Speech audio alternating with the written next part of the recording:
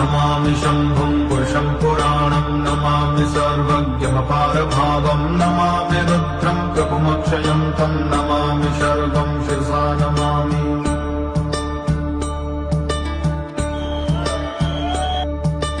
नमामि देवं परमव्ययं तं उमापतिं लोकगुरुं नमामि नमामि दारिद्र्यविदारणं तं नमामि रोगापहरं नमामि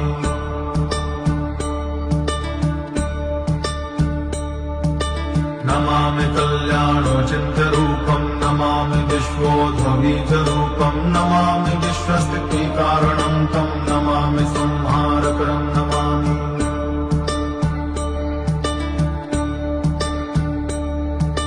नमामि गौरी प्रेमव्ययं तं नमामि नित्यं क्षरमक्षरं तं नमामि चिद्रूपममेयभावं त्रिलोचनं तं शिरसा नमामि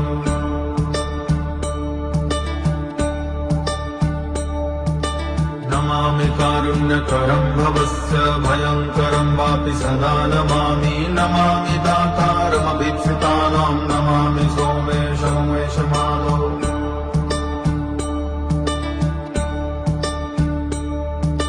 नमामि वेदत्रयलोचनं तं